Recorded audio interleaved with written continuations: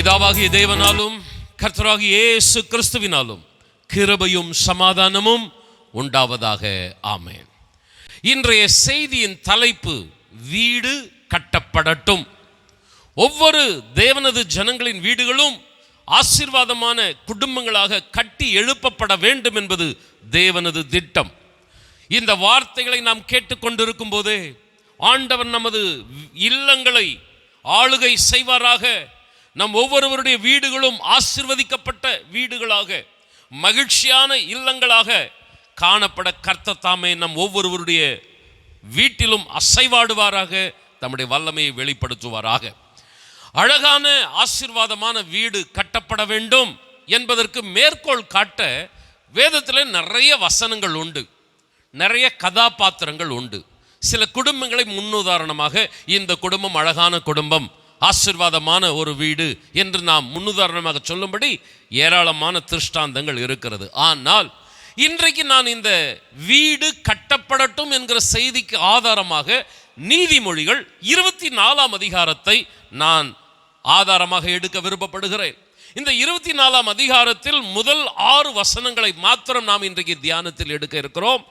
ஆசீர்வாதமான வீடு கட்டப்படுவதற்கு மிகவும் பிரயோஜனமான ஆலோசனைகள் இந்த அதிகாரத்தில் சொல்லப்பட்டிருக்கிறது. கர்த்தர் நம்மோடு கூட இடைபடுவாராக. நீதிமொழிகள் 24ஆம் அதிகாரம் 3ஆம் வசனம். வீடு ஞானத்தினாலே கட்டப்பட்டு விவேகத்தினாலே நிலை நிறுத்தப்படும். வீடு ஞானத்தினாலே கட்டப்படுகிறது, விவேகத்தினாலே நிலை நிறுத்தப்படுகிறது. ஒரு அழகான வீடு கட்டப்பட வேண்டும் என்றால் அதற்கு என்னென்ன பொருட்கள் தேவை? கர்த்தருக்கு ஸ்தோத்திரம். ஒரு சாதாரணமாக யாரை கேட்டாலும் சொல்லிடுவாங்க, ஒரு அழகான வீட்டை, நல்ல வீடை கட்டணும், முதல்ல தேவை ஒரு நல்ல இடம். நம்ம வசிப்பதற்கு தேவையான பாதுகாப்பான, பிள்ளைகளோடு எந்த நேரத்திலும் வீட்டுக்கு வந்து செல்வதற்குரிய ஒரு பிரயாண வசதி இருக்கிற ஒரு இடம், நிலம் தேவை. அதற்கடுத்து தண்ணீர் மிக மிக தேவை. தண்ணீர் ஊற்று இருக்கணும், நல்ல தண்ணீர் கிடைக்கணும். இதுக்கடுத்து என்னப்பா தேவை? அதுக்கடுத்து நல்ல செங்கல்கள் இருக்கணும், நல்ல தரமான சிமெண்ட் இருக்கணும், உறுதியான கம்பிகள் இருக்கணும், நல்ல ஜல்லி இருக்கணும், சாயம் போகாமல் இருக்கிறதுக்கு நல்ல தரமான பெயிண்ட் அடிக்கப்படணும். ஒரு அழகான வீடு கட்டப்படுவதற்கு இத்தனை பொருட்கள் தேவை. இன்னும் பட்டியலை நம்ம அடுக்கிக் கொண்டே போகலாம். ஆனால் வேதம் சொல்லுகிறதை கவனியுங்கள். ஒரு அழகான, ஒரு ஆசீர்வாதமான வீடு கட்டப்பட வேண்டுமானால் அதற்கு ஞானம் தேவை. வீடு ஞானத்தினாலே கட்டப்படுகிறது, விவேகத்தினாலே நிலை நிறுத்தப்படுகிறது. ஆண்டவர் ஆசீர்வதிப்பாராக. எத்தனை பேர் ஆமென் சொல்லுகிறீர்கள்? நம்முடைய ஒவ்வொருவருடைய வீடும் ஆசீர்வாதமான வீடாக இருக்க கர்த்தர் உதவி செய்வாராக. சத்தமா ஆமென் சொல்லுங்கள். வீடு என்பது தங்குவதற்காக, தூங்குவதற்காக மாத்திரம் கட்டி எழுப்பப்படுகிற ஒன்றல்ல. தேவனது மாபெரும் திட்டம் ஒரு வீட்டில் தான் துவங்குகிறது. ஆண்டவருடைய படைப்பின் திட்டம் ஒரு வீட்டில் துவங்கியது. ஆண்டவருடைய ஆசீர்வாதத்தின் திட்டம் ஆபிரகாம் என்கிற ஒரு வீட்டில் துவங்கியது. ஆண்டவருடைய ரட்சிப்பின் திட்டம் மரியாள், யோசேப்பு என்கிற ஒரு வீட்டில் துவங்கியது. ஆண்டவர் எந்த ஒரு திட்டத்தை கையில் எடுத்தாலும் அதற்காக ஆண்டவர் ஒரு வீட்டை தெரிந்தெடுக்கிறார், ஒரு குடும்பத்தை தெரிந்தெடுத்திருக்கிறார். அன்பானவர்களை, வீடு என்பது சாப்பிட, தங்க, தூங்க இதற்கு மாத்திரம்தான் அப்படின்னு அல்ல. தேவனது உயர்ந்த நோக்கங்கள், திட்டங்கள் ஒரு வீட்டில் தான் உண்டாகிறது, ஒரு வீட்டின் மூலமாகத்தான் நடைபெறுகிறது. அன்பானவர்களே, ஒரு ஆசீர்வாதமான உறவு, கணவன் மனைவி பிள்ளைகள், அதற்காக தேவன் வீட்டை பயன்படுத்துகிறார். பக்தியுள்ள சந்ததி, அதற்காக ஒரு குடும்பத்தை கர்த்தர் பயன்படுத்துகிறார். அன்பானவர்களே, பழமையான வீடுகளில் நீங்க பார்த்தீங்கன்னா இப்படிப்பட்ட உறவுகளை பேணி பாதுகாக்கின்ற, பக்தியுள்ள சந்ததியாய் பிள்ளைகள் காணப்படுகின்ற அந்த அன்பு, ஐக்கியம், சந்ததியின் ஆசீர்வாதம் என்கிற அந்த அமைப்பு, கட்டமைப்பு பழங்கால வீடுகளிலே காணப்படும். இக்கால என்ஜினியர்கள் கட்டுகிற வீடுகள் பார்ப்பதற்கு பிரம்மாண்டமாக இருக்கிறது, மிக அழகாக இருக்கிறது. ஆனால் உறவுகளுக்குள் ஒற்றுமை இருக்கிறதா? சந்ததிக்குள் ஆசீர்வாதம், தேவபக்தி இருக்கிறதா? அழகான வீடுதான், அரண்மனை போல காட்சிதான். ஆனால் அந்த வீட்டின் தலைவராக, எஜமானராக ஆண்டவர் வீற்றிருக்கிறாரா? மிக பெரும் கேள்வி எழுப்பப்பட்டால், அழகான வீடு, ஆனால் வீடுக்குள் வெறுமை, வேதனை. ஆனால் பழங்கால வீடுகளை பாருங்கள், சாதாரண வீடு தான். சில பேர் சொல்லுவதை நான் கேட்டிருக்கிறேன், குடிசை வீட்டிலே நாங்கள் இருந்த சந்தோஷத்தை காட்டிலும் இப்பொழுது இருக்கிற வீட்டிலே நாங்கள் அதிகமாய் சந்தோஷமாய் இல்லை. வசதிகள் குறைவாக, நிறைய ஆசீர்வாதங்கள், வருமானங்கள் குறைவாக இருந்தபொழுது காணப்பட்ட அந்த சந்தோஷம், ஒற்றுமை, ஆசீர்வாதத்தை காட்டிலும் என்று எல்லாம் பெருகி இருக்கிறது. ஆனால் சந்தோஷம் குறைவாக இருக்கிறது. அப்படி என்றால் வீடு என்பது எது? கட்டடமா? அழகான அந்த அரண்மனை போன்ற தோற்றமா? அன்பானவர்களே, கர்த்தர் நம்முடைய வீட்டின் தலைவராக வெளிப்படுவாராக, ஆளுகை செய்வாராக. சத்தமாமேன்னு சொல்ல கேட்கிறேன். நாம் ஒவ்வொருவரும் வீட்டை கட்டக்கூடிய ஒரு பாத்திரங்களாக, சொல்லப்போனால் ஒரு என்ஜினியர்களாக, கட்டிட வல்லுநர்களாக கர்த்தர் நம்மை படைத்திருக்கிறார். ஆண்டவர் ஒவ்வொரு மனிதர்களுக்குள்ளும் அந்த படைப்பின் திறனை வைத்திருக்கிறார். காரணம் என்னன்னா, தேவன் மனிதனை படைக்கும் போது அவர் தமது சாயலாய் படைத்தார். நம்ம எல்லாரும் ஒரு என்ஜினியர்ஸ், நம்ம எல்லாரும் ஒரு நல்ல பில்டர்ஸ். பவுல் அப்போஸ்தலன் சொல்லுகிறான், புத்தியுள்ள சிற்பாசாரியை போல நான் அஸ்திபாரம் போட்டேன், வேறொருவன் அதன் மேல் கட்டுகிறான். எல்லாருமே கட்டுகிறவர்கள் தான். கணவனோ மனைவியோ, அம்மாவோ அப்பாவோ, பிள்ளைகளோ, நம்ம எல்லாருக்குள்ளும் ஒரு அபிஷேகத்தை கர்த்தர் வைத்திருக்கிறார். நாம் எல்லாரும் கட்டக்கூடிய கட்டிட வல்லுநர்களாக, என்ஜினியர்களாக நம்மை கர்த்தர் வைத்திருக்கிறார். ஆனால் கவனிக்க வேண்டும், அந்த பொறுப்பை நாம் எப்படி நிறைவேற்றுகிறோம்? ஒரு அழகான ஆசீர்வாதமான வீட்டை கட்டி எழுப்புகிறோமா? நான் மறுபடியும் சொன்ன வார்த்தையை மறுபடியும் கொண்டு வருகிறேன். தங்குவதற்கோ தூங்குவதற்கோ சாப்பிடுவதற்கோ அல்ல வீடு. தேவனது நோக்கங்கள் நிறைவேறுவதற்கு வீட்டை கர்த்தர் கட்டி எழுப்ப நம் கையில் பொறுப்புகளை கொடுத்திருக்கிறார். ஆமேன் சொல்ல கேட்கிறேன். ஆமேன் சொல்ல கேட்கிறேன். ஆண்டவர் அந்த வீட்டின் எஜமானராக இருக்க விருப்பப்படுகிறார். அழகான ஒரு வசனம் வீட்டிலே தொங்கும். இயேசுவை இவ்வீட்டின் தலைவர், மறைவான விருந்தினர். அந்த வார்த்தை பலகையில் மாத்திரம் இருக்கிறதா? உண்மையாகவே ஆண்டவர் வீட்டின் தலைவராக இருக்கிறாரா?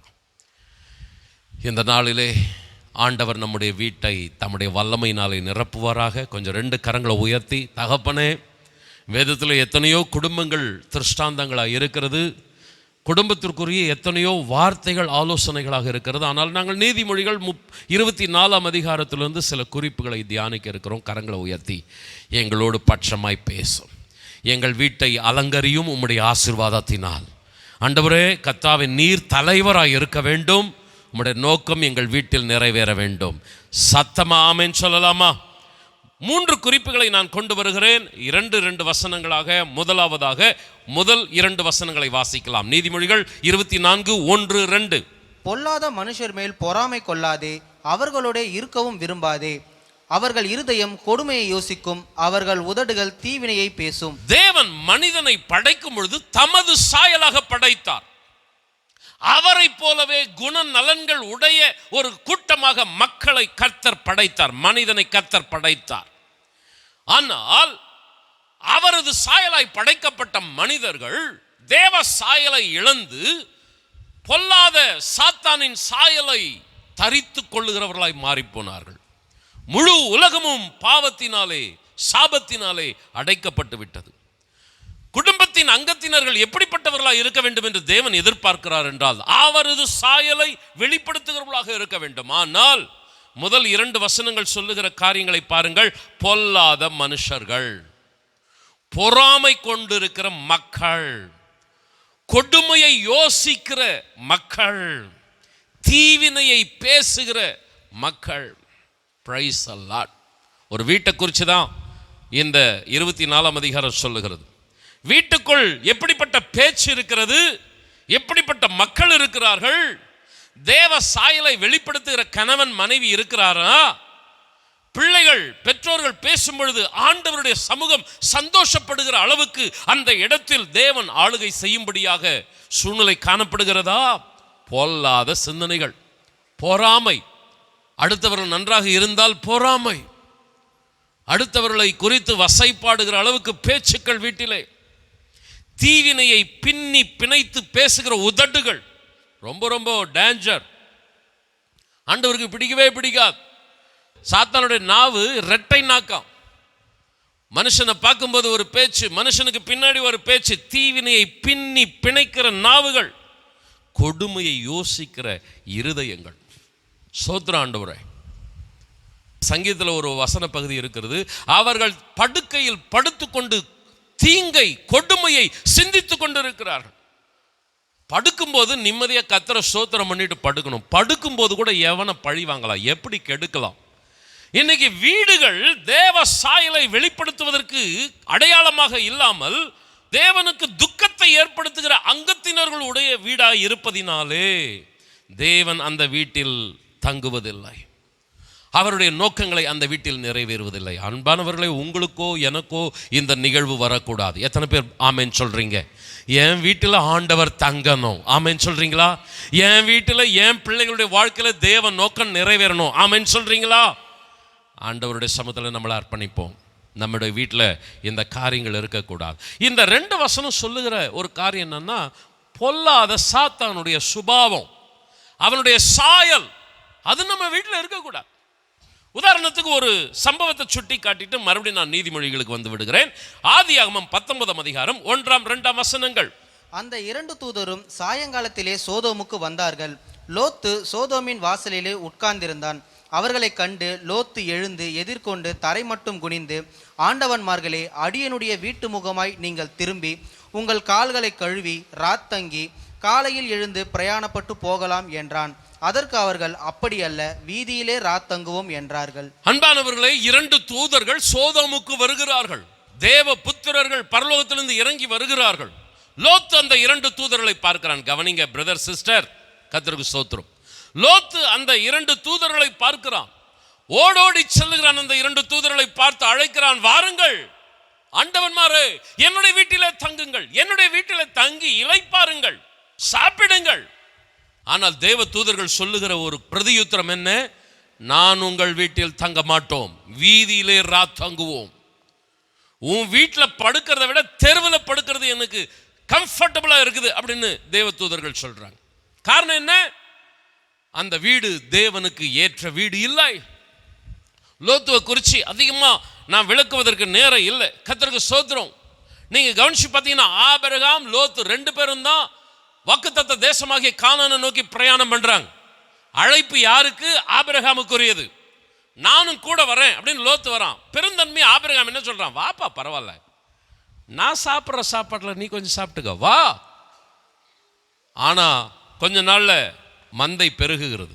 நான் ஆரம்பத்தில் சொன்னேன் பார்த்தீங்களா, குடிசையில் இருந்த ஒற்றுமை, குடிசையில் இருந்த சந்தோஷம், பணம் பெருகும்போது, வசதி பெருகும்போது இல்லை. சொன்ன பார்த்தீங்களா, ஆபிரகாமனுடைய வசதி பெருகுது, லோத்து வசதி பெருகுது. 2 பேருக்கு சண்டை வருது. லோத்து வாக்குவாதம் பண்றான்.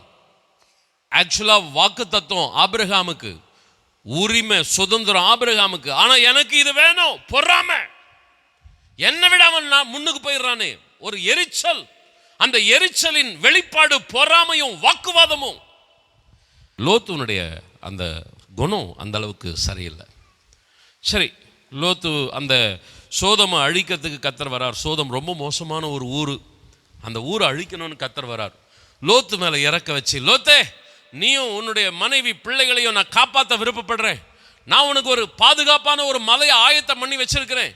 நீயும் உன்னுடைய குடும்பமும் உன் ஜீவன் தப்ப அந்த மலைக்கு ஓடிப்போ அப்படின்னா, அதெல்லாம் முடியாது ஆண்டவரே, அவ்வளோ தூரம்லாம் போகிறதுக்கு எனக்கு பலன் கிடையாது. இந்த பக்கத்தில் ஒரு இடம் இருக்கு பாரு, மலை இருக்கு பாரு, ஒரு இடம், அங்கே நான் போயிடுறேன். கீழ்ப்படியாம தேவனுடைய திட்டத்துக்கு ஒத்துழைக்காத தன்மை, தன்னிஷ்டமா வாழுகிற வாழ்க்கை. குடும்பத்தில் யார் குடும்பத்தில் கர்த்தர் தங்குவார்? அவர் சித்தம் என்னவோ என் வாழ்க்கையில் நிறைவேறட்டும், ஆமென் சொல்லுங்களேன். சிலுவையை குறித்து தியானிச்சோம். ஏன் சித்தம் அல்ல ஆண்டவரே, உண்மை சித்தம். நான் பிரசங்கம் பண்ணுறேன், நான் உங்ககிட்ட பேசிட்டு என் வீட்டில் ஏன் இஷ்டமாக வளர்ந்தேன்னா, என் வீட்டில் கூட கடவுள் தங்க மாட்டாருங்க. நீ பேசுறது ஒன்று, நீ வாழ்றது ஒன்று. ஆண்டவர் அருவருப்பார் ஊழியத்தை, ஊழியக்காரனை. அர்ப்பணிக்கிறேன், உங்களுக்கு பிரசங்கம் பண்ணுகிறேன், நான் என்னை அர்ப்பணிக்கிறேன். உண்மை சித்தம் என் வாழ்க்கையில் நிறைவேறணும், ஆமென் சொல்லுங்களேன். லோத்து கீழ்ப்படியில, ஆண்டவருடைய திட்டத்துக்கு ஒத்துழைக்கல. ஏன் இஷ்டம் தான் ஆண்டவரே, இதெல்லாம் நீர் முடிவெடுக்க கூடாது. எத்தனை ஆண்கள், எத்தனை பெண்கள் அப்படி இருக்கிறீங்க? குடும்பத்தில் எத்தனை கணவன்மார்கள், எத்தனை மனைவிமார்கள் அப்படி இருக்கிறீங்க? நான் சொல்றது தான் நடக்கணும். இல்லப்பா, தேவனுடைய திட்டம் என் வீட்டில் நிறைவேறணும். புருஷனும் மனைவியும் கரங்கோத்து ஆண்டவருடைய பாதத்தில் அமரலாம். ஆண்டவர் என்ன சொல்றாரோ அது நடக்கட்டும். ஆமென் சொல்லுங்களேன். கணவனோ மனைவியோ ஒருவர் இசைந்து தேவ திட்டத்தை நிறைவேற்றணும். சத்தமா ஆமென் சொல்லுங்க. ஹல்லேலூயா, பிரைஸ் தி லார்ட். கணவன் தலைன்றதுனால நீ எஜமானம் கிடையாது. மனைவி அதற்கடுத்து சரீரன்றதுனால அவங்க என்னமோ அடிமை கிடையாது. அப்படியே ரிவர்ஸில் பண்ணுறேன். சில வீட்டில் மனைவிங்க எஜமாட்டிங்க கிடையாது, கணவன்கள் எடுபிடிகள் கிடையாது. தேவன் இருவரையும் சமமாகவே படைத்திருக்கிறார். தேவ சாயலாக படைக்கும் போது ஆணும் பெண்ணுமாக படைத்திருக்கிறார். ஈக்குவாலிட்டி. அன்பானவர்களை, நிர்வாகத்துக்காக அதிகாரத்திற்காக கணவனை கொஞ்சம் உயர்த்தி வச்சிருக்கிறார், அவ்வளவுதான். மற்றபடி 2 பேரும் சமம். ஆமென் சொல்லுங்க. அன்பானவர்களே, நம்முடைய வீட்டில் தேவ சித்தம் நிறைவேறணும். மனைவி கிட்ட பொருளாசை, பண ஆசை, சொத்து, அதுதான் மைண்டு ஃபுல்லாக இருக்குது. போறவோ போயின்னு இருக்க வேண்டியது தானே ஆண்டவர் சொல்றதுக்கு. ஆண்டவர் சொன்ன இடத்துக்கும் போல. சரி, லோத்து இங்கே போகலான்னு சொல்கிறானே, அவன் புருஷனுக்கும் கீழ்ப்படியில. இந்த லோத்து பொண்டாட்டி இருக்கிறா பாருங்க, ஆண்டவருக்கும் கீழ்ப்படிதல் இல்லை, புருஷனுக்கும் கீழ்ப்படிதல் இல்லை. பின்னிட்டு பார்த்தா உப்பு தூண் ஆயிட்டா. சில குடும்பத்தில் அப்படிதான் இருக்கிறாங்க. சபைக்கும் கீழ்ப்படிய மாட்டாங்க, வீட்டுக்கும் அடங்க மாட்டாங்க, ஊழியக்காரன் சொல்றதையும் கேட்க மாட்டாங்க, புருஷன் சொல்றதையும் கேட்க மாட்டாங்க, எதுக்கும் ஒத்துழைக்க மாட்டாங்க. அன்பான தெய்வ பிள்ளையே, அப்படி இருக்கிறாயா? அதே போல நான் கணவன் கிட்ட கேட்கிறேன், மனைவி சொல்றதையும் கொஞ்சம் கேள். ஆபிரகாம் கிட்ட ஆண்டவர் சொல்றார், உன் மனைவி சொல்றதை கொஞ்சம் கேளுப்பா. ஒருவருக்கு ஒருவர் ஏக சிந்தையாய் குடும்பத்தை நடத்துங்க. லோத்து வீட்டில் கணவன் மனைவி அண்டர்ஸ்டாண்டிங்கே இல்லை. சரி, பிள்ளைகள்கிட்ட வரலாமே. மனைவி உப்பு தூணாயிட்டா, மகள்களுக்காவது ஒரு பக்தி வைராக்கியம் இருக்கணும். பிள்ளைகள் பக்தி வைராக்கியத்தின் பிள்ளைகளாக இருக்கணும். ஆசீர்வாத சந்ததிக்கு ஒரு தலைவர்களாக இருக்கணும். ஆனால் பிள்ளைகள் என்ன பண்றாங்க? பொல்லாத சிந்தனை உடையவர்களாய் தகப்பன் மூலமாகவே அசுத்தமான ஒரு சாபமான சந்ததியை உண்டாக்குகிறார்கள். லோத்துவின் வீட்டில் தேவனுக்கு இடமே இல்லை பிரதர் சிஸ்டர். லோத்துக்கும் மனைவிக்கும் பிள்ளைகளுக்கும் ஒன்றுமே இல்லை. தேவதூதர்கள் சொல்கிறாங்க, உன் வீட்டில் தங்க மாட்டோம், நாங்கள் தெருவில் படுப்போம், உன் வீட்டில் படுப்போம். பிரதர் சிஸ்டர், இன்னைக்கு கர்த்தர் நம்ம தெருவுக்கு வரார். எத்தனை பேர் வீட்டுக்குள்ள நான் உன் வீட்டுக்கு வந்து தங்குறேன் அப்படின்னு எத்தனை பேரை பார்த்து ஆண்டவர் சொல்லுவார்? இல்லை, இந்த வீட்டுக்கு வேணாப்பா, அதோட தெருவில் இந்த வீடு திண்ணை இருக்கு பாரு, அந்த திண்ணையில் நம்ம படுத்துக்கலாம், எத்தனை பேரை சொல்கிறோம்? இன்னொரு காட்சியை பாருங்க. அழைப்பு ஆபிரகாமுக்கு. ஆபிரகாம் தான் முதல்ல சுதந்திரிக்கணும். சுதந்திரவாளி யாரு?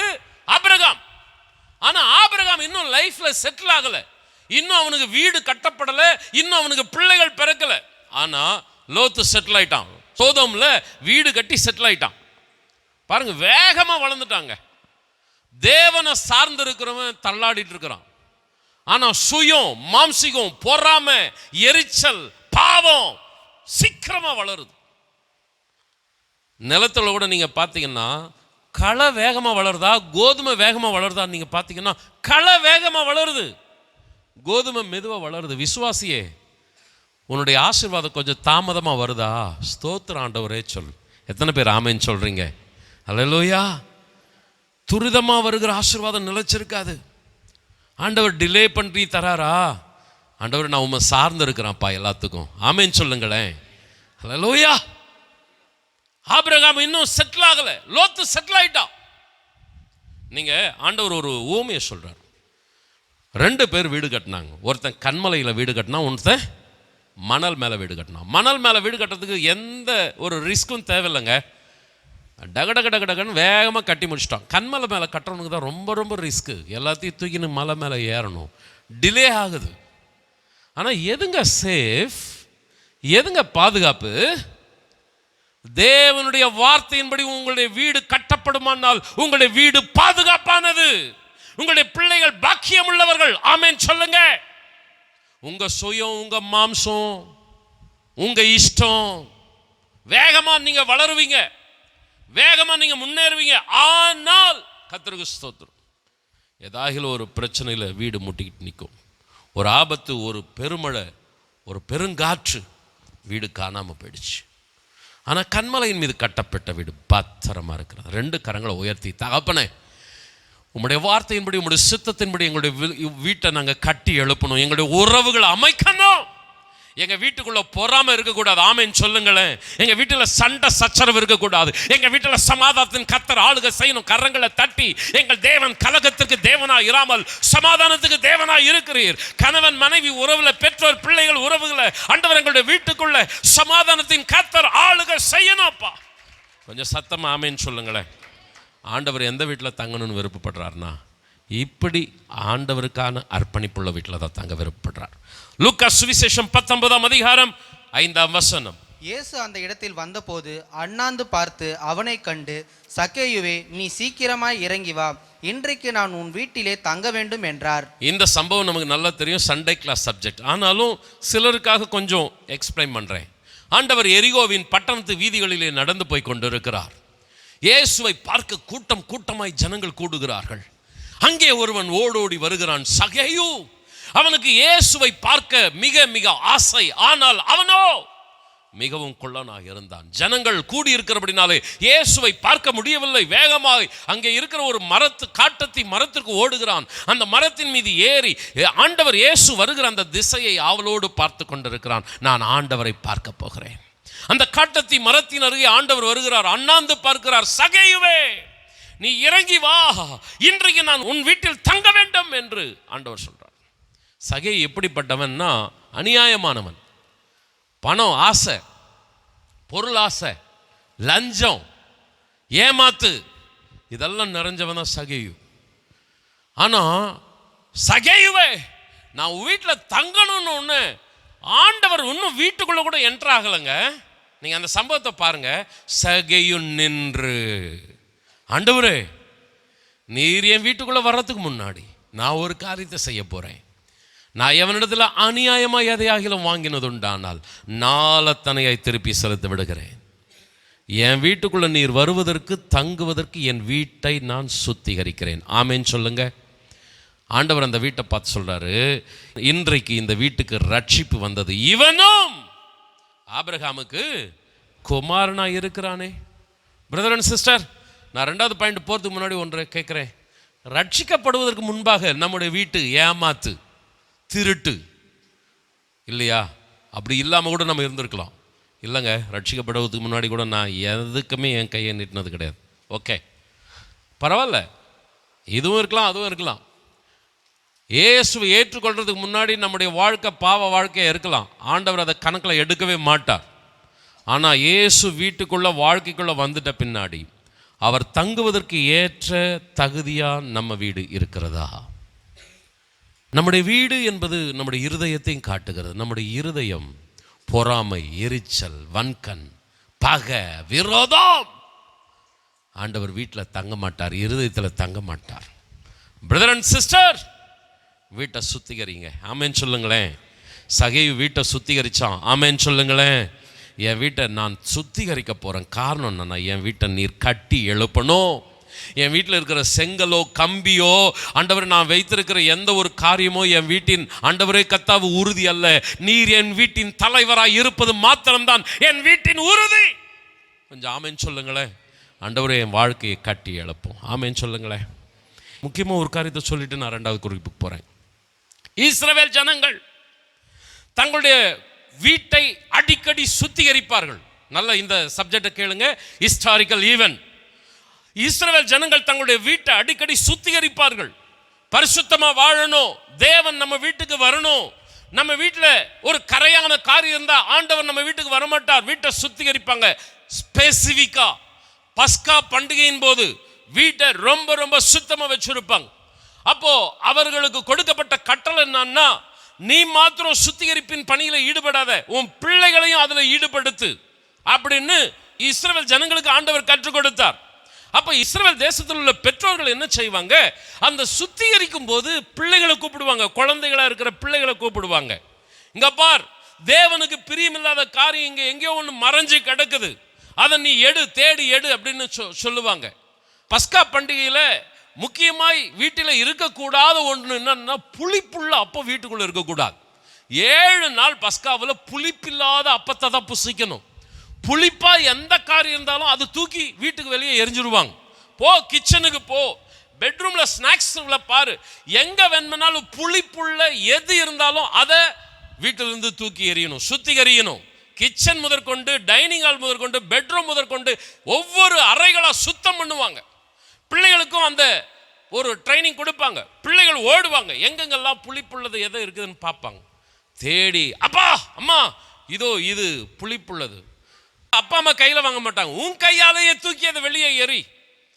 வீட்டை சுத்திகரிக்கிற காரியத்தில் அம்மா அப்பா மாத்திரம் இல்லாம பிள்ளைகளை ஈடுபடுத்துவாங்க. ஒரு வசனத்தை மாத்திரம், இதை யாத்திராகமம் 12ஆம் அதிகாரத்தில் இந்த வசனம் ரொம்ப ரொம்ப அருமையா இருக்கும். ஒரே ஒரு வசனத்தை வாசிங்க, 12ஆம் அதிகாரம் 24ஆம் வசனம். இந்த காரியத்தை உங்களுக்கும் உங்கள் பிள்ளைகளுக்கும் நித்திய நியமாக கைக்கொள்ள கடவீர்கள். இந்த 12ஆம் அதிகாரத்தை நீங்க யாத்திராகமத்தை வாசிச்சு பார்த்தீங்கன்னா இந்த பஸ்காவை பத்தி சொல்லப்பட்டிருக்கும். புளிப்புள்ள புளிப்பில்லாத காரியத்தை பத்தி சொல்லப்பட்டிருக்கும். நீ செய்யின் மாத்திரம் வேதம் சொல்லல, உன் பிள்ளைக்கு கத்துக்கொடு. புளிப்புள்ளது வீட்டுக்குள்ள இருக்கக்கூடாதுன்னு கத்துக்கொடு. இந்த ஆராதனையின் கருத்து என்னன்னு உன் பிள்ளை கேட்கிற மாதிரி நீ செய். நீங்க அந்த அதிகாரத்தை படிச்சு பாரு தேவ பிள்ளை. அம்மா அப்பா கொஞ்சம் உங்க குடும்பத்தை பாருங்க, உங்க பிள்ளைகளை கொஞ்சம் நல்லா டியூன் பண்ணுங்க. எத்தனை பேர் ஆமேன்னு சொல்றீங்க? பாட்டு பாடிட்டு இருக்கும்போது தலைமுறையா அப்படின்னு பாட்டை பாடிட்டு இருக்கும்போது என்னுடைய மனசு தாங்க முடியல. கையை உயர்த்தி நான் ஜெபம் பண்ண ஆரம்பிச்சிட்டேன். ஆண்டவரே, எனக்கு நீர் கொடுத்திருக்கிற அபிஷேகம், எனக்கு நீர் கொடுத்திருக்கிற கிருபை, எனக்கு நீர் கொடுத்திருக்கிற ஆண்டவரே வரங்கள் என்னோட முடிஞ்சிடக்கூடாது, என்னுடைய மனைவியோட முடிஞ்சிடக்கூடாது. என் பிள்ளைகளுக்குள்ள பாயணும். உம்முடைய வருகை தாமதமானா என் பிள்ளைகளுடைய பிள்ளைகளை பார்க்கக்கூடிய பாக்கியம் வருமானா அந்த ஆசீர்வாதத்தை தலைமுறையா நாங்க அனுபவிக்கணும். ஆண்டவர்கிட்ட நான் ஜெபம் பண்ணி பாடி ஆராதிச்சுட்டு இருந்தேன். ஸ்தோத்திரம். சில டைம் நான் இங்க நிக்காத்துக்காக கர்த்தரை ஸ்தோத்திரம் பண்றேன். ஏன்னா இங்க நான் நின்றுட்டேன்னா உங்களுக்காக நான் ஆராதனை நடத்துற மாதிரி ஆயிடுது. நான் அங்க போய் நிற்கும் போது எனக்கும் தேவனுக்கும் ஒரு நல்ல ஒரு ஆராதனையை நான் செய்யக்கூடிய வாய்ப்பு எனக்கு கிடைக்கிறது. பிரதர் அண்ட் சிஸ்டர், அபிஷேகம், விசுவாசம், பரிசுத்தம் உன்னோட முடிஞ்சிடக்கூடாது. ஆமேன்னு சொல்ல. உன் பிள்ளைக்குள்ள போகணும், உன் பேர பிள்ளைகளுக்குள்ள போகணும். நீ மட்டும் சுத்திகரிக்காத, பிள்ளைய கூப்பிடு, புளிப்புள்ளதை எடுத்து போடு, நீயே அதை செய். ஒரு ட்ரைனிங் கொடு. அல்லேலூயா. ஆண்டவர் ஆசீர்வதிப்பாராக. புளிப்புன்றது என்னதுங்க? நேரம் இல்லை, நான் வேகமாக கடந்து போகிறேன். பவுல் அப்போஸ்தலன் 1 கொரிந்தியர்ல கம்யூனியன் சர்வீஸில் கற்றுக் கொடுக்கிறார். நீங்கள் பழைய புளித்தமாவோடு அல்ல, துர்க்குணம் பொல்லாப்பு என்னும் புளித்தமாவோடும் அல்ல, துப்புரவு உண்மை என்னும் புளிப்பில்லாத அப்பத்தோட பண்டிகையை நீங்கள் ஆசரிக்கணும். அந்த முதல் 2 வசனத்தை இங்கே நீங்கள் மேட்ச் பண்ணலாம். பொல்லாத சிந்தனை, பொறாமையுள்ள மக்கள், தீவினையை பேசுகிற உதடுகள், இதெல்லாம் நீங்க பாத்தீங்கன்னா துர்குணம் பொல்லாப்பு என்பது புளித்தமா. இது வீட்டில் இருக்கக்கூடாது. பஸ்கா பண்டிகை என்பது திருவிருந்து ஆராதனை. திருவிருந்து ஆராதனைக்கு இந்த வசனத்தை நம்ம எடுப்பது உண்டு. நம்முடைய சரீரம் தேவன் தங்கும் ஆலயம். ஆமேன்னு சொல்றீங்களா? நம்முடைய வாழ்க்கையில புளிப்பு இருக்கக்கூடாது.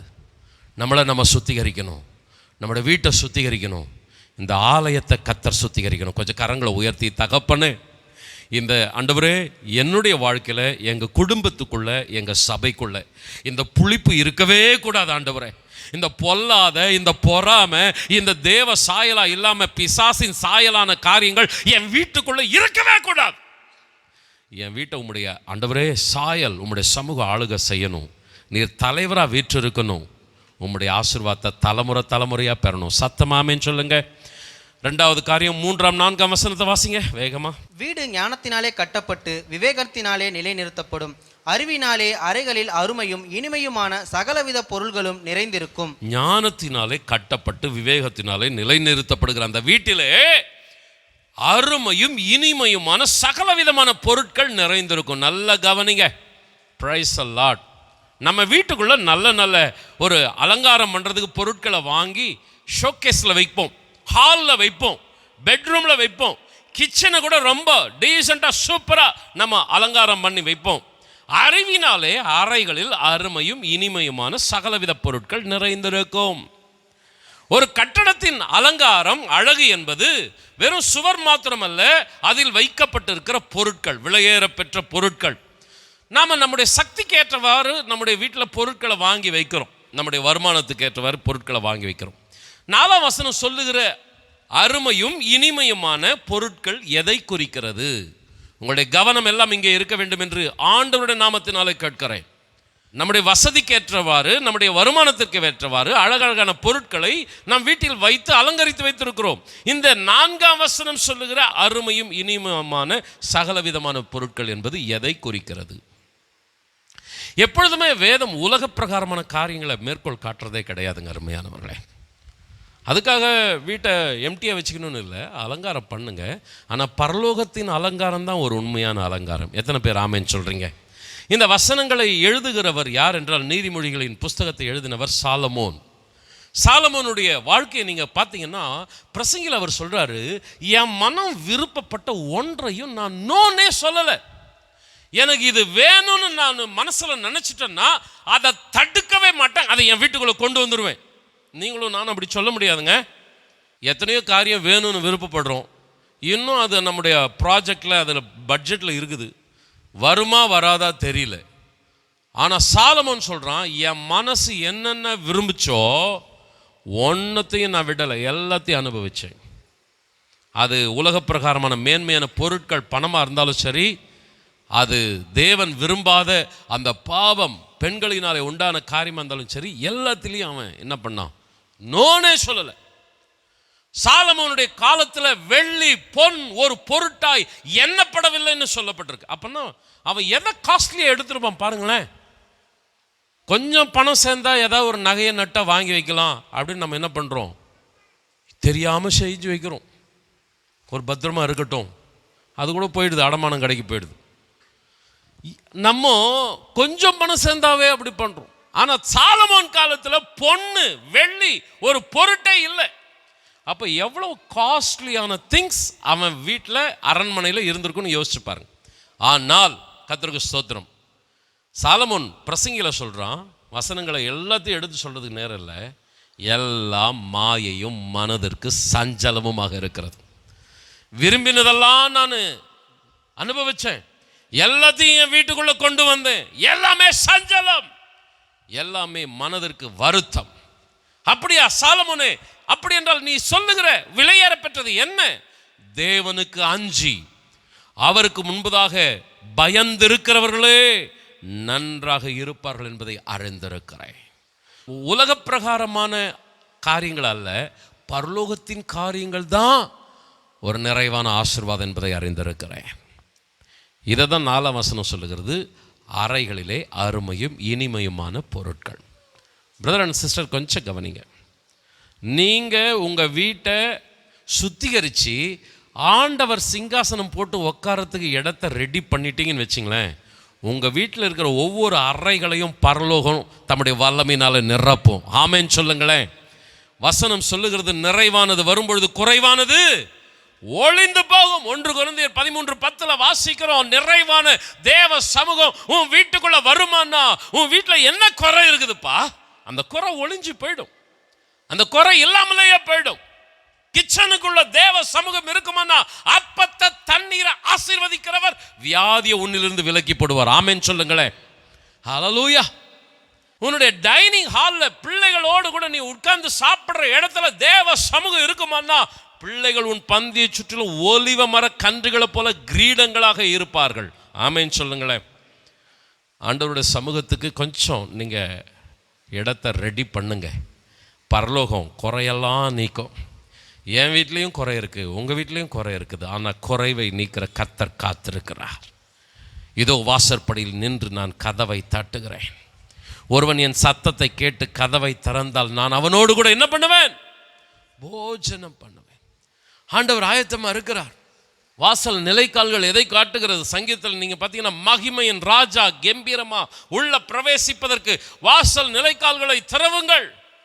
படுக்கை அறையை குறித்து சூலமத்தியால் சொல்லுகிறாள், என் நேசரோடு கூட உறவாடுவதற்கு நான் படுக்கை அறையை திறக்கிறேன். தேவனோடு கூட உறவாடுகிற இடம், பலன் கொள்ளுகிற இடம் படுக்கை அறை. உங்க வீட்டில் kitchen, hall, dining hall, bedroom, entrance எல்லா இடத்துலையும் தேவ சமூகம் நிரப்புவதாக. ஆமேன் சொல்லுங்களேன். கொஞ்சம் சத்தமா ஆமேன் சொல்லுங்களேன்.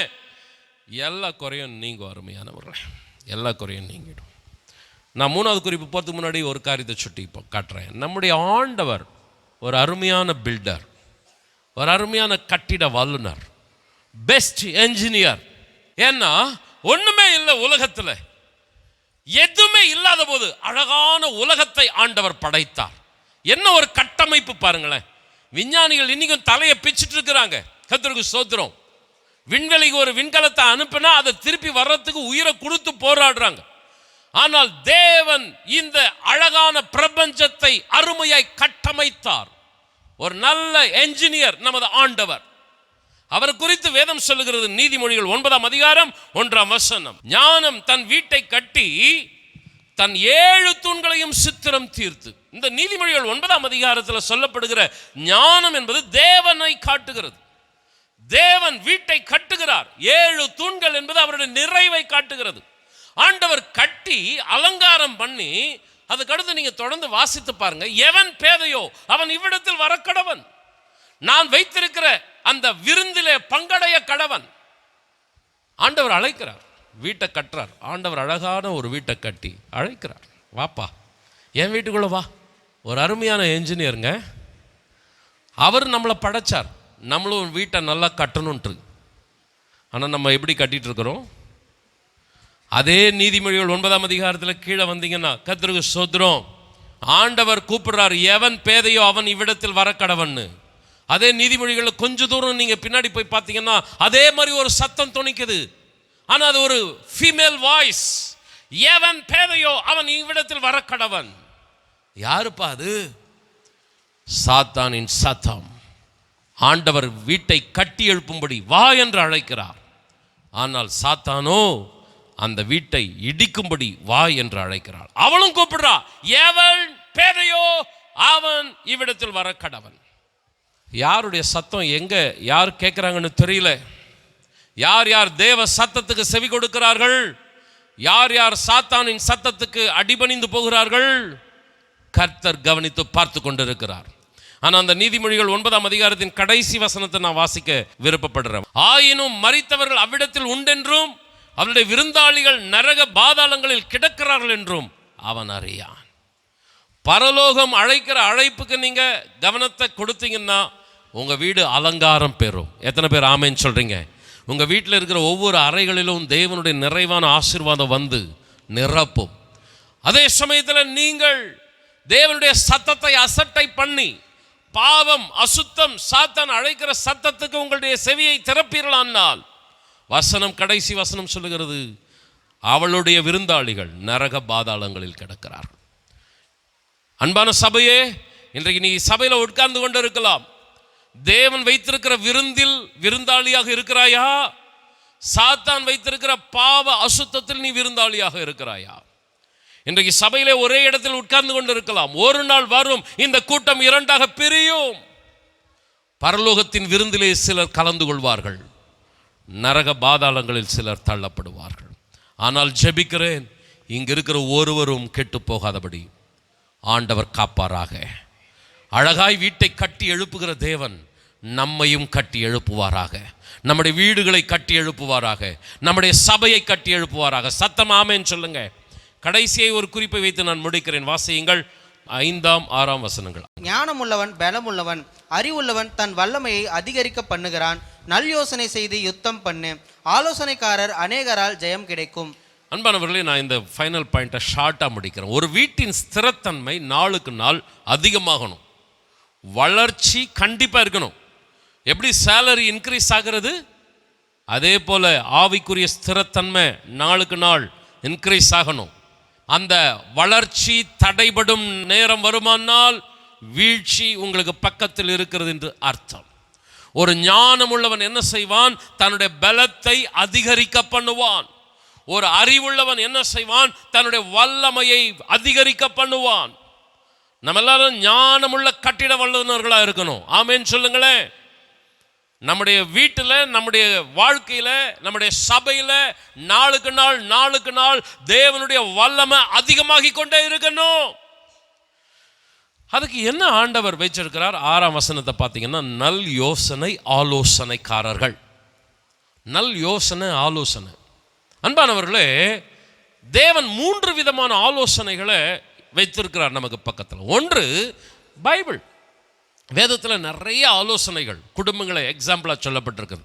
உதாரணத்துக்கு நான் ஃபஸ்ட்டு பாயிண்டில் ஒரு உதாரணத்தை ஆபிரகாம் லோத்து அப்படின்னு எடுத்தேன். ஆபிரகாம் கண்மலையின் மீது வீடு கட்டுறான், ரொம்ப லேட் ஆகுது. லோத்து மணல் மேலே வீடு கட்டுறான், வேகமாக கட்டிட்டான். உலகத்தோடு அட்ஜஸ்ட் பண்ணால் மணல் மேலே கட்டுற வீடு இல்லைப்பா, ஆண்டவர் எனக்கு என்ன சொல்கிறாரோ அப்படி தான் நான் வாழ்வேன். அது கண்மலையின் மீது கட்டுற வீடு, கொஞ்சம் லேட் ஆகும். கர்த்தருடைய சித்தப்படி வாழ்கிறியா, உனக்கு ஆசீர்வாதம் கொஞ்சம் லேட்டாக தான் கைகூடி வரும். ஆட கொஞ்சம் அட்ஜஸ்ட் பண்ணு, உலகம் பாவம் அசுத்தம் ஏமாற்று தந்தம், நீ வேகமாக போவ. ஆனால் திடீர்னு ஒரு பெருங்காற்று புயல் மழை, அவ்வளோதான், க்ளோஸ் ஆகிடும். வேதத்தில் நிறைய திருஷ்டாந்தம் இருக்குதுங்க. இந்த திருஷ்டாந்தங்கள்லாம் நமக்கு கற்றுக் கொடுக்குது, ஆலோசனை கொடுக்குது. நீ இவனை மாதிரி இருக்காத, லோத்து மாதிரி இருக்காத, ஆபிரகாம் மாதிரி இரு. ஆமேன்னு சொல்லுங்கிறீங்க. இது மாதிரி நிறைய எக்ஸாம்பிள்ஸ் இருக்குது. ஆதியாமத்துலேருந்து வெளிப்படுத்தின விசேஷம் வரைக்கும் இருக்குது. வேதத்தை வாசிக்கும் பொழுது வேதம் நமக்கு ஆலோசனை கொடுக்குறது. சகேயு தன் வீட்டுக்குள்ளே வர்றதுக்கு முன்னாடி, ஆண்டவர் வர்றதுக்கு முன்னாடி வீட்டை சுத்தம் பண்ணா. அவனை மாதிரி நீ இரு. ரட்சிக்கப்பட்டதுக்கு முன்னாடி வேணுமனா நீ எப்படி வேணுமனா வந்திருக்கலாம். ஆனால் இயேசுதான் மெய்யான தேவன் எப்போ ஏற்றுக்கிட்டியோ, எப்போ ஞானஸ்தானம் எடுத்தியோ, அதிலிருந்து உன்னுடைய வாழ்க்கை தேவன் தங்குகிற வீடாக இருக்கணும். திருஷ்டாந்த வேதத்தில் நிறைய இருக்குது. பைபிள் ஆலோசனை சொல்லுது. இந்த ஆலோசனையை கவனிக்கிறவன் தான் ஞானம் உள்ளவன், அந்த வல்லமை அதிகமாகும். பைபிளை யார் லிசன் பண்ணுறான், செய்தியை யார் கவனிக்கிறாங்க, வல்லமை இன்க்ரீஸ் ஆகும். ரெண்டாவது ஆலோசனை பரிசுத்த ஆவியானவர். நான் உன் மேலே என் கண்ணை வைத்து ஆலோசனை சொல்லுவேன், நீ நடக்க வேண்டிய வழியை நான் உனக்கு என்ன பண்ணுவேன், காட்டுவேன். சத்திய ஆவியானவர் வரும்போது அவர் சகல சத்தியத்துக்குள்ள நடத்துகிறார். அவர் தேற்றற வாழனா இருக்கிறார். அவர் நம்ம ரொம்ப ரொம்ப சவாலான, ரொம்ப போராட்டமான, மனம் சோர்ந்து போகிற, உடைந்து போகிற தருணத்தில் அவர் தேற்றுகிறார். தாயை போல தேற்றுறார், ஆலோசனை கொடுக்கிறார். எத்தனை பேர் ஆமென் சொல்றீங்க? ஆவியானவர் மாத்திரம் இல்லைன்னா நீங்களும் நானும் இன்னைக்கு சத்தியத்தில் பரிசுத்தத்தில் சபையில் இருந்திருக்கவே மாட்டோம். என்னைக்கோ நம்முடைய ஆவி முறிஞ்சு போயிருக்கும். ஆண்டவர் நம்முடைய ஆவியோடு இருந்து நம்மை உற்சாகப்படுத்துகிறார். ஹல்லேலூயா. ஆற்றி தேற்றி தைரியப்படுத்தி நம்மை தட்டி கொடுத்து நடத்தி கொண்டிருக்கிறார். மூன்றாவது சபை. சபையை கர்த்தர் ஆலோசனை இடமாக வச்சிருக்கிறார். ஊழியக்காரன், சபையில் இருக்கிற மூத்த விசுவாசிகள், இவர்களெல்லாம் ஆலோசனைக்காரர்கள் தான். இந்த ஆலோசனைகளை கேட்கணும். சபையில் வரும் பொழுது சர்ச் எதுக்கு அப்படின்னா உட்கார்ந்துன்னு ஆலோசனைகளை கவனிக்கணும். வேதம் நமக்கு கொடுக்கிற ஆலோசனை, ஊழியக்காரன் நமக்கு கொடுக்கிற வார்த்தைகளை கவனிக்கணும். 3 விதங்கள்லங்க நீங்க வேதத்தை வாசிக்கும் பொழுது, ஆவியானவர் உங்களோடு இருக்கும்போது, சபைக்கு வரும் பொழுது இந்த ஆலோசனைகளை கர்த்தர் நல் யோசனைகளை ஆலோசனைகளை வச்சிருக்கிறார். இந்த 3த்தை நீங்க கொஞ்சம் கொஞ்சமாக குறைச்சிங்கன்னு வச்சிங்களேன், உங்களுடைய வல்லமை குறைய ஆரம்பிக்கும். ஞானம் உள்ளவன் பலத்தை அதிகரிக்கிறதுக்கு பதில் குறைய ஆரம்பிச்சிருவான். அறிவுள்ளவன் நாளுக்கு நாள் வல்லமை அதிகரிக்கிறதுக்கு பதில் குறைய ஆரம்பிச்சிருவான். ஒரு பரிசுத்தவான் இன்னும் பரிசுத்தமாகணும், ஒரு நீதி செய்கிறவன் இன்னும் நீதி செய்யணும். அதுதான் பைபிள் சொல்லுது. சபை கூடி வருகிறத விடுற ஆளு வல்லமை டிக்ரீஸ், குறையும், பலன் குறையும். நாளுக்கு நாள் குறைய குறைய என்ன ஆயிடும், அந்த உணர்த்தோத்த சத்தம் போடுறான் பார், ஏவன் பேதையோ இங்கே வர கடவன், ஆட்டோமேட்டிக்காக போய் சிக்கிடுவாங்க. ஆண்டவர் வைத்திருக்கிற ஆலோசனைக்காரர்கள் உண்டானால் ஜெயம் உண்டாகும். எத்தனை பேர் ஆமென் சொல்றீங்க? வேத வாசிப்பு, ஆவியானவரோடு இசைந்த வாழ்க்கை, சபையோடு கூட இணைந்த வாழ்க்கை உன்னை ஜெயிக்க வைக்கும். ஹல்லேலூயா. உன்னை வெற்றியின் பாதையில் கொண்டு போகும். உன்னுடைய குடும்பம் சபையோடு பின்னி பிணைந்திருக்கட்டும். உன்னுடைய வாழ்க்கை வேதத்தோடு ஆவியானவரோடு இசைந்திருக்கட்டும். ஆண்டவருடைய நாமத்தினால சொல்றேன், ஜெயம் உனக்கு உண்டு. எத்தனை போராட்டம் வந்தாலும் சத்துரு தோல்வி அடைவான், கர்த்தர் ஜெயம் கொடுப்பார். எத்தனை பேர் ஆமென் சொல்லுகிறீர்கள்? ஹல்லேலூயா. இது எல்லாத்துக்கும் ஒரு உதாரணத்தை சொல்லி நான் முடிக்கிறேன். இந்த 3வது பாயிண்ட்ல தானியேலை நீங்க கவனிச்சு பாருங்க. தானியேலை நீங்க கவனிச்சு பார்த்தீங்கன்னா அவன் என்ன பண்றான், வேதத்தை எடுத்து தேடுறான். வேதத்தில் திருஷ்டாந்தம் நான் சொன்னேன் இல்லையா, வேதத்தை தேடும்போது அவன் கண்டுபிடிக்கிறான் 70 வருஷம் பாழ்கடிப்பின் நாட்கள். 70 வருஷம் முடிஞ்சவன விடுதலை கிடைக்கும். வேதத்தில் அவன் வெளிச்சத்தை பெற்றுக்கொள்றான். தேவ சமூகத்தில் ஆவியானவருடைய துணையோடு ஆண்டவருடைய சமூகத்தில் தரிசனங்கள், வெளிப்பாடுகள் வேணும்னு கேட்கிறான். ஆவியானவர் அவனுக்குள்ள அந்த வெளிச்சத்தை தருகிறார். 3வது நீங்க பார்த்தீங்கன்னா சபை, அந்த ஃபெலோஷிப், அந்த ஐக்கியம். நீங்க பார்த்தீங்கன்னா தானியேல் தான் ஞானம் உள்ளவன். தானியேல் புஸ்தகத்திலேயே தானியேல் தான் ஞானி. ஆனா அவன் என்ன பண்றான்? தன்னுடைய தோழரோடு கூட சேர்ந்து தேவ சமூகத்துல ஆண்டவர் ஒரு வெளிச்சம் கொடுக்கணுன்றதுக்காக தோழரோடு கூட சேர்ந்து ஜெபம் பண்றான். ஆலோசனைக்காரர்கள், சபையில் இருக்கிற எல்டர்ஸ், ஊழியர்கள் அப்படி கூட்டிட்டு உட்கார்றான். சபைன்றதுமா கவனிக்கிறியா? உன் ஆசீர்வாதத்துக்குரியது. எத்தனை பேர் ஆமென் சொல்றீங்க? பரிசுத்தவான்களின் ஐக்கியம் உனக்கு ஆசீர்வாதம். சபை கூடி வருதுல குறைய குறைய உன் பலன் குறையும், சத்துருவின் போராட்டம் அதிகமாகும். ஆண்டவருடைய சமூகத்தில் தேவனுடைய வார்த்தையில பரிசுத்தாவின் பலத்தில் நீ இருப்பேன்னா ஆண்டவர் ஒரு சத்தம் இடுகிறார். பலத்தினால் அல்ல, பராக்கிரமத்தினால் அல்ல, என்னுடைய ஆவியினாலே ஆகும். கரங்களை தட்டி கர்த்தரை மகிமைப்படுத்தலாமா? ஹல்லேலூயா, ஹல்லேலூயா, ஹல்லேலூயா. முழங்காற்படிடுவோமா? நீதிமொழிகள், இதே நீதிமொழிகளில் ஒரு வசனம் சொல்லுகிறது, புத்தியுள்ள ஸ்திரீ தன் வீட்டை கட்டுகிறாள், புத்தி இல்லாத ஸ்திரீயோ தன் கைகளினாலேயே அதை இடித்து போடுகிறாள். கொஞ்சம் கரங்களை உயர்த்தி, ஆண்டவரே நாங்கள் வீட்டை அழகாக கட்டி எழுப்பணும். ஆண்டவரே அப்பா, உலக பிரகாரமான ஒரு பெருமைக்கான கட்டடம் அல்ல, பரலோகம் சந்தோஷப்படக்கூடிய கட்டடம். எங்கள் வீட்டில் தேவன் ஆண்டவரே எஜமானராக சிங்காசனமிட்டு அமரணும். எங்கள் வீட்டில் இருக்கிற ஒவ்வொரு அறைகளிலும் உம்முடைய வல்லமை பிரசன்னம் நிறைவாக இருக்கணும். நீர் இருப்பீரன்னா, நிறைவான நீர் வருவீரன்னா, குறைவுகள் எல்லாம் ஒளிந்து போகும். ஆண்டவரே எங்களுடைய வாழ்க்கைக்குள்ள, எங்களுடைய வீட்டுக்குள்ள நீர் அரசாளுவீராக. முக்கியமாக ஆண்டவரே, நாங்கள் சபையோடு, உம்முடைய சமூகத்தோடு, வேதத்தோடு, பரிசுத்த ஆவியானவருடைய பின்னி பிணைந்திருக்கும் பொழுது ஆலோசனைக்காரர் அநேகர் உண்டானால் ஜெயம் உண்டாயிருக்கும். விசுவாசியே, நீ ஜெயிக்கும்படியாய் அழைக்கப்பட்டிருக்கிறாய். சத்துரு எத்தனை சதித்திட்டம் போட்டாலும் அவனுடைய தந்திரங்கள் பலிக்காதபடி உன்னை ஆசீர்வதிக்கும்படி கர்த்தர் உனக்கு பக்கத்தில் இருக்கிறார். உன் வீட்டின் எஜமானராய் இருக்கிறார், உன் வாழ்க்கையின் தலைவராய் இருக்கிறார். ஹல்லேலூயா. அவருக்கு நாம் இடம் கொடுக்க கொடுக்க கர்த்தர் வெற்றி சிறப்பார். ஹல்லேலூயா. ஆண்டவருக்கு மகிமை உண்டாகட்டும். எல்லாரும் கண்களை மூடி, ஆண்டவரே ஒரு விஷயங்களை வெறுமையாக்குகிறோம், ஒரு விஷயங்களை தாழ்த்துகிறோம். ஆண்டவரே, தேவன் தாவரிக்கும் ஸ்தலமே, தம் ஜனத்தாரின் மத்தியிலா, தேவன் தாவரிக்கும் ஸ்தலமே, தம் ஜனத்தாரின் மத்தியிலா, தேவன் நாம் அவர்கள் தேவனாயிருந்து கண்ணீர் யாவையும் துடைக்கின்றாரே, தேவன் தாம் அவர்கள் தேவனாயிருந்து கண்ணீர் யாவையும் துடைக்கின்றாரே. இதோ மனுஷரின் மத்தியில் தேவாதி தேவனே வாசம் செய்கின்றாரே, இதோ மனுஷரின் மத்தியில் தேவாதி தேவனே வாசம் செய்கின்றாரே. நல்ல கரங்களை தட்டி கர்த்தரை மகிமைப்படுத்தலாமா? ஹல்லேலூயா, ஹல்லேலூயா. சகோதரி சுபாஷினி அவர்கள் இறுதியாக ஜெபம் பண்ணுவார்கள். ஸ்தோத்திரம் ஆண்டவரே, நேற்றும் இன்றும் மாறாத பரலோகத்தின் தகப்பனே, மக்கா ஸ்தோத்திரம் அப்பா. இந்த காலை வேலைக்காக நன்றி அப்பா. அப்பா நமக்கு ஸ்தோத்திரிக்கிறோம் கர்த்தாவே, துதிக்கிறோம் ஆண்டவரே. நேற்றும் இன்றும் என்றும் மாறாதவராக இருக்கிறீர் படியா நன்றி செலுத்துறோம். இந்த ஓய்வு நாளுக்காக ஸ்தோத்திரிக்கிறோம். ஆசீர்வதிங்க அப்பா. வந்தவங்களை ஒவ்வொரு யாத்திரையும் தேவன் உடைய கரத்தில் வைக்கிறோம் கர்த்தாவே. அப்பா ஸ்தோத்திரிக்கிறோம் ஆண்டவரே. உங்களுடைய வார்த்தை எங்களோடு பேசுனதுக்காக நன்றி செலுத்துகிற ராஜா. அப்பா வந்து ரெட்டத்தனியான ஆசீர்வாதத்தை பெற்றுக்கொள்கிறோம் ஆண்டவரே. ஸ்தோத்திரிக்கிறோம் ராஜா. அப்பா எத்தனையோ பேர் வியாதியோடு ஆண்டவரே அப்பா அப்பா எல்லாத்தையும் தேவன் நீக்கி போடுவீர் ஆண்டவர். அப்பா சமாதானம் இல்லாத வந்திருப்பாங்க ஆண்டவரே. ஒவ்வொருத்தருக்கும் நீ சமாதானத்தை தருவி அப்பா. எங்கள் போதரோடு பேசின வார்த்தைக்காக ஸ்தோத்திரிக்கிறப்பா. அந்த மண்ணாக்காக ஸ்தோத்திரிக்கிறேன் கர்த்தாவே. அப்பா உங்களுடைய வார்த்தை ஆண்டவரே எங்களுக்கு வெளிப்பட்டதுக்காக நன்றி செலுத்துறேன் கர்த்தாவே. அப்பா நாங்கள் வேதனையோடு வந்தாலும் துக்கத்தோடு வந்தாலும் என் தேவன் எங்களோடு இருக்கிறபடியா நன்றி செலுத்துகிற ராஜா ஏசப்பா. நம்ம ஸ்தோத்திரிக்கிறேன். இன்னும் இந்த ஆண்டவரே அப்பா எங்கள் சபையில் இன்னும் அற்புதங்கள் அடையாளம் செய்ய போகிறதுக்காக நன்றி அப்பா. ஸ்தோத்திரிக்கிறோம். ஆசீர்வதிங்க அப்பா. இன்னைக்கு நடக்க போகிறது ஆண்டவரே அப்பா. ஆசீர்வாத ஊழியம் தொடங்கும் போது உடைய கரம் இருக்கட்டும் ராஜா. தொடங்கும் முதல் முடிவரை என் தேவன் ஆண்டவரே உடைய கிருபை இருக்கிறபடியா நன்றி செலுத்துறேன் கர்த்தாவே. அப்பா ஸ்தோத்திரிக்கிறோம். ஆசீர்வதிங்க. வந்தவங்களை வெறுமையா விடாதபடி உடைய கரத்தில் நாங்கள் ஒப்பு கொடுக்கிறோம். இயேசு கிறிஸ்து மூலம் ஜெபிக்கிறேன் நல்ல பிதாவே, ஆமென். என் ஆத்துமாவே கர்த்தரை ஸ்தோத்திரி, என் முழுமே பரிசுத்த நாமத்தை ஸ்தோத்திரி.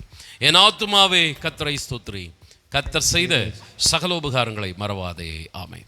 நம்முடைய கர்த்தராகிய இயேசு கிறிஸ்துவின் கிருபையும் பிதாவாகிய தேவனது அன்பும் பரிசுத்த ஆவியானவருடைய நிறைவான ஆசீர்வாதமும் வழி நடத்துதலும் நம் அனைவரோடு கூட என்றென்றும் தங்கியிருப்பதாக. ஆமென். Praise the Lord. கர்த்தர் உங்களை ஆசீர்வதிப்பாராக.